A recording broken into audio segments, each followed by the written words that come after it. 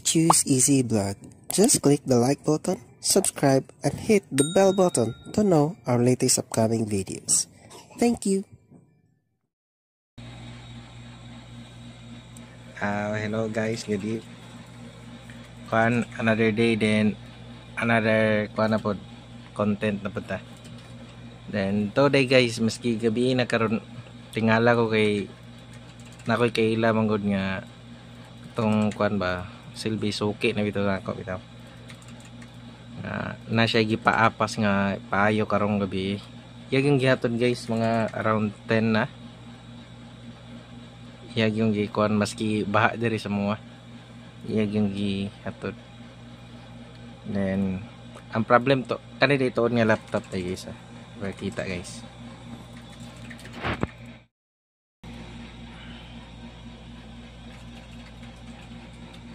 Kuan din ito guys kanang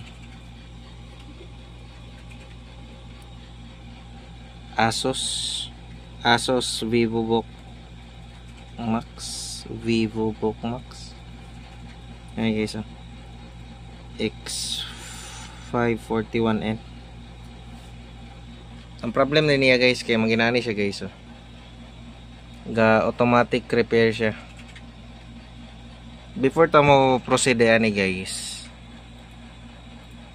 kuanday kanang ato sang itakol kung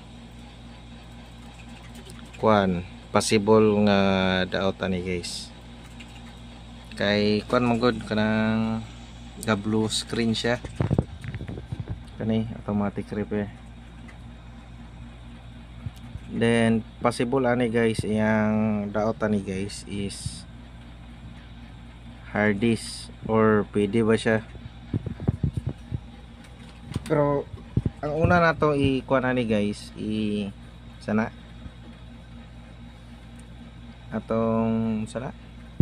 first step sa atong pag troubleshoot ani guys is i-try sa nato guys kung pwede siya ma-reset. Kay ang magod guys sa akong experience wala mo ka experience og Windows 8 manggod didiretso ko sa Windows 10. Ang na-experience na ko sa Windows 10 og 11 is pwede siya ma-reset guys.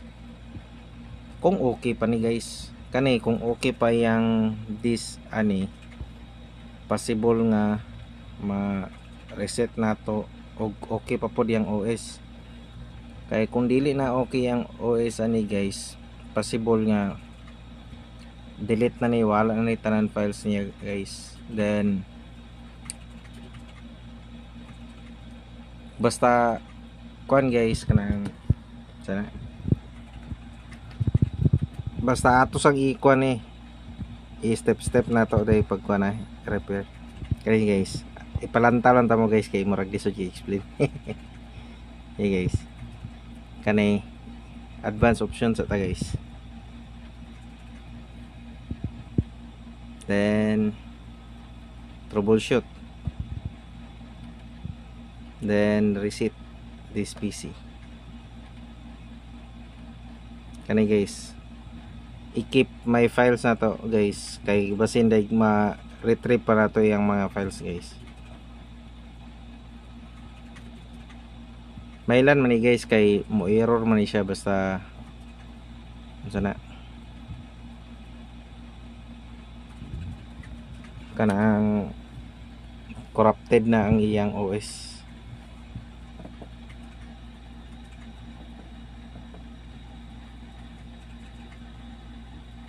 Pare na guys gituplok na ako siya pero pagyapon pero hulat-hulat na guys. Wala hope nga mag-proceed ni siya guys kay para ma-retrieve na to ang iyang files. Kaya naman daw importante yan nga files guys. Kanay guys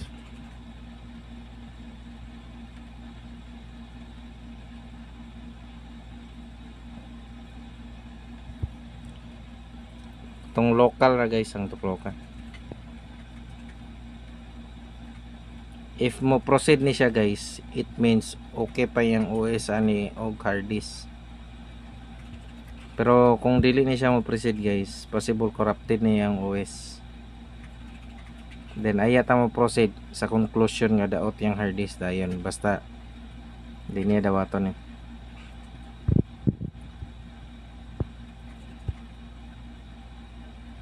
Na guys, there was a problem resetting this PC. It means duwa na ang option ani guys, kaniya kay tulo man. Possible nga pwede siya ma-reset. Kung dili siya ma-reset, i-reformat na to full. Kung di siya ma-reformat, daot na yung hard disk na guys. Ngayon, kuha sa tag bootable nga USB guys. Ako sa pangitaon.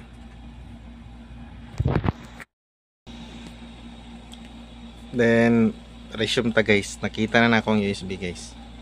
Isa kay murag blurred siya guys. Nara akong USB guys.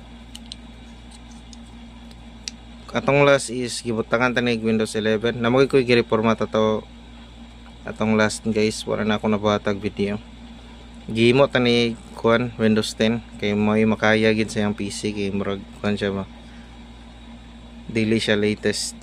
Dili siya high specs bitaw nga kuan. Kumotong gi Windows 10 sa nako. Then ato nang sugdan guys. Ato sang insert. Ang itatag port.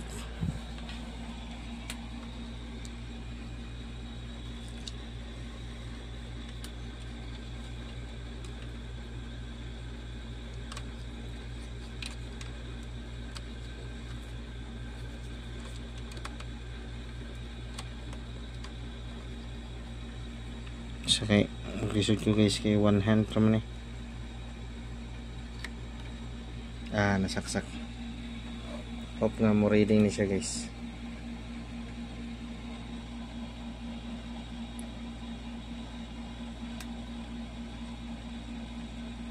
Then balik ta troubleshoot guys, then advanced options ta. Dali ta guys. Then kanina din guys. UEFI firmware. Then restart.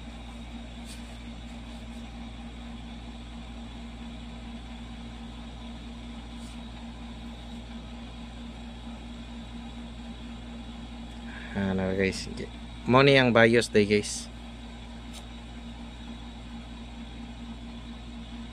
Then ato to sa iyang advanced mode.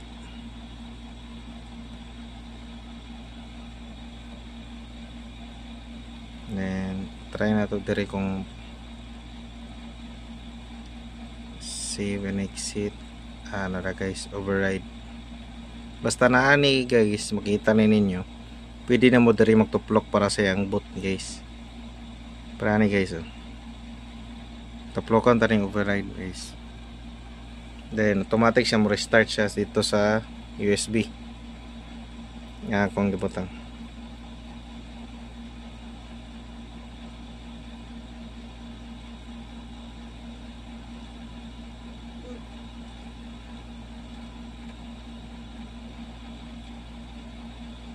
Nagkuhan siya guys. Pero murag sa program siya ni. Hope nga mag-proceed siya. Murag proceed man. Kuha na siya guys. Dili ni sa screen. Murag glitch lang niya. Murag sa pagbuhat na ako sa bootable siguro. Guys.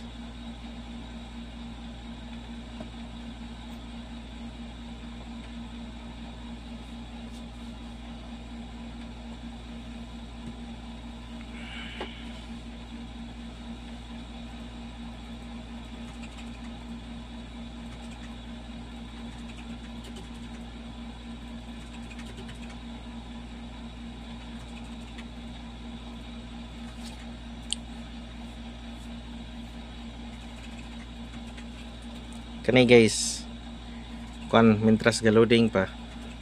Kuan na ito. Kani kung mo proceed ni siya guys, normal naman ni siya mo kuan. Kanang ma-detect niya bitaw. Kung ma-detect niya ang hard disk ani guys. Katong pag-custom kani guys, pag-custom na to. ma-detect niya ang hard disk guys, it means okay pa ang hard disk niya. Nara, okay pa guys. Ang problema ni karon kay wala siya recovery naman wala siya ikuan guys, kanang sana wala siya secondary nga partition, then murag na corrupted na ni guys, mo nang need siya i-delete tanan guys.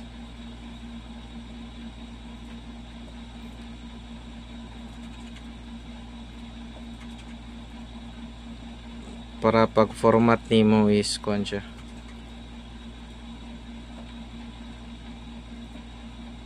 kanang mo succeed ba, walay error, walay possible nga error.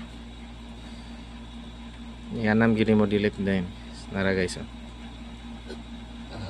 500 kani 500 ang pasabot ni guys, ato nang i-partition ni guys kay para sa next makakuha na siya ba, na siya masiva na sa iyahang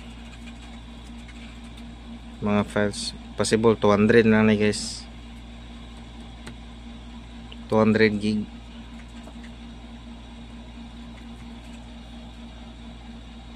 O 300 ang the rest murag yang C niya 200 na to guys, then ang sobra mo ning D. Tuod guys kani matingala mo kay tag-cooking digit na sa di man mo focus guys. Na guys kuan na ito guys, ang kuan ba ang reading magud niya ani diri is MB, then diri gig naman god. Kuan ba siya guys, 1 MB is equivalent to kuan ba kanang 1000 MB ay 1 gig equivalent to 1000 MB. Mao nang i-time siya sa 1000 kanay bungkig mo ni guys. Pero kung imo na ikuan mo ni murag silbi 270,000 MB bitaw na gig mo gud ni. Then kuan mo guys, apply changes.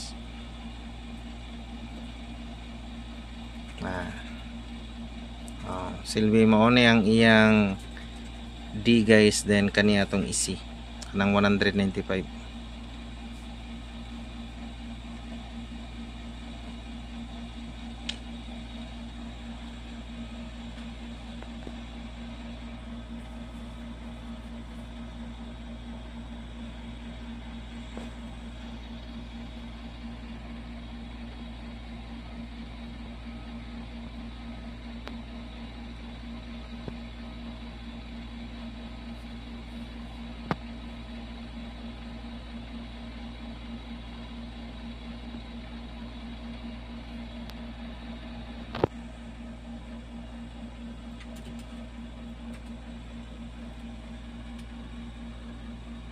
Sinsya kay guys, kay uyog kayo kay ako rang jawiran magod.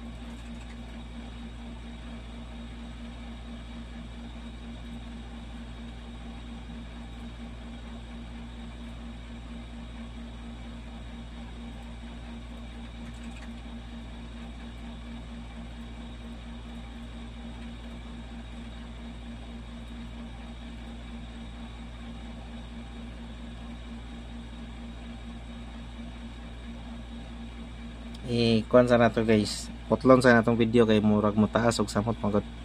Ako na ikuan basta humana siya kuan kadang loading tanan bitaw.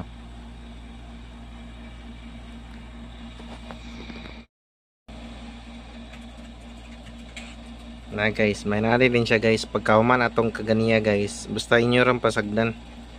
Dapat wala mo ilabtanan ni guys ah.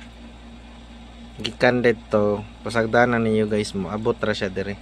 Balag mo restart lang bitaw. Mo restart mo to siya guys.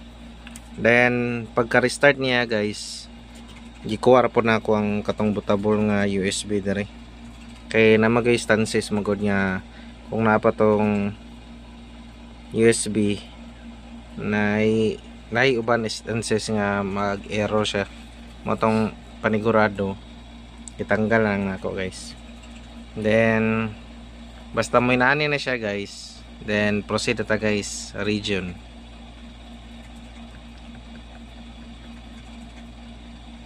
Philippines.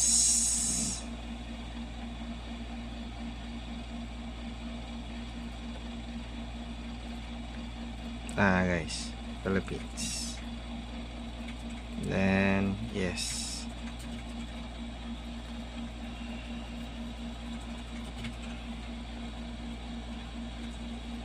Ang keyboard layout. Then skip rin na guys.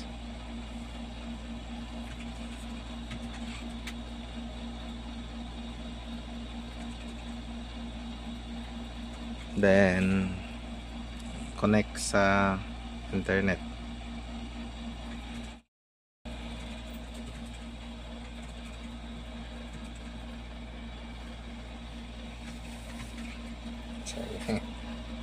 Then human niya connect sa internet guys. Then next then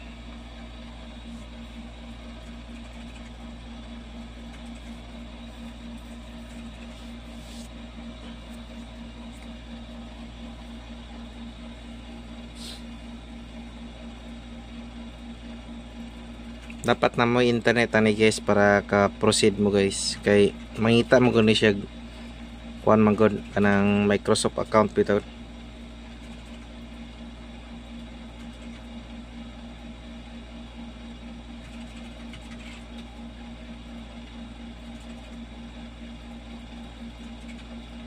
Then ulat-ulat na po ta guys at sang ikat kay murag mutaas na kayo ni samot magod.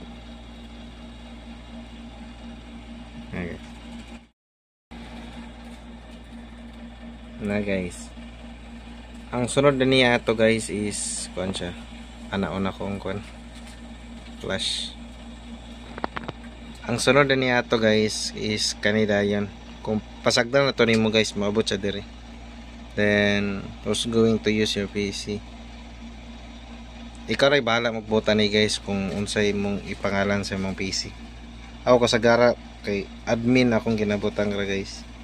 Kamo ray bahala kung pangalan ba ninyo bitaw. Ay butang. Then next.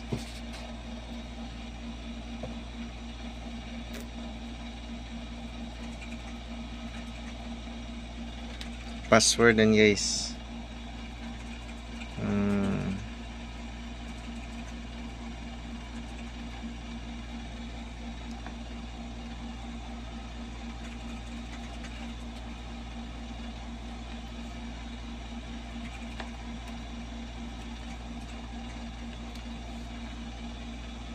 Then butang nga password din guys.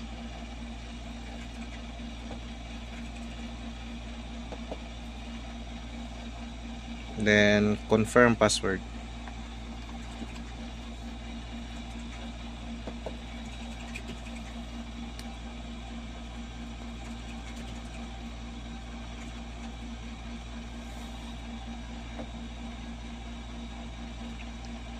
Wala need gid siya guys.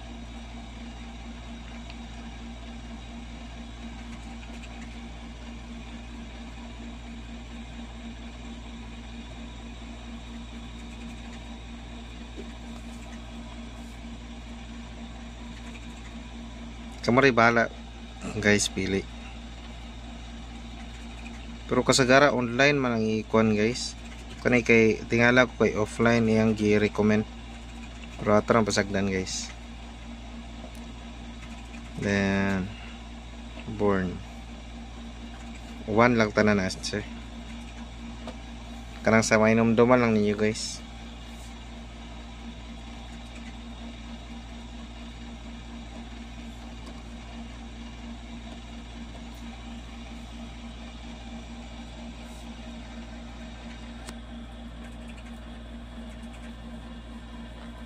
Kato guys kay offline lahi to siya nga klase guys nga kuan.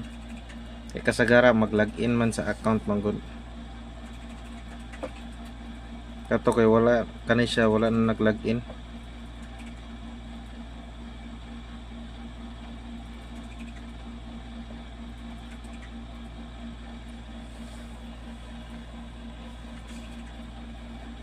Skip ra.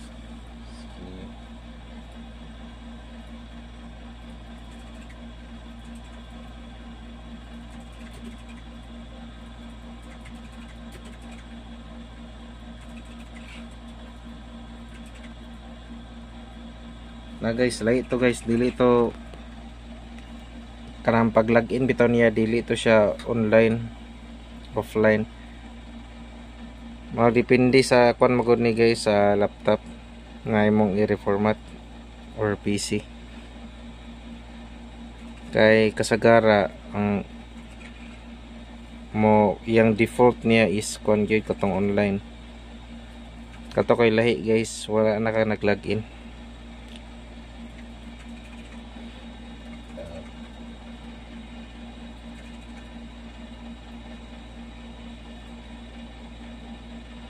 Then ulat-ulatan na ni guys. Ato sang putlon guys kay magtaas-taas na gid. Na guys, nakasulod na siya guys. Lahi ni siya nga kon kanang sana pamaagi guys. Depende mo gud ni sa kon mo gud kang laptop nga magi-reformat guys. Now nakasulod na ta sa desktop guys.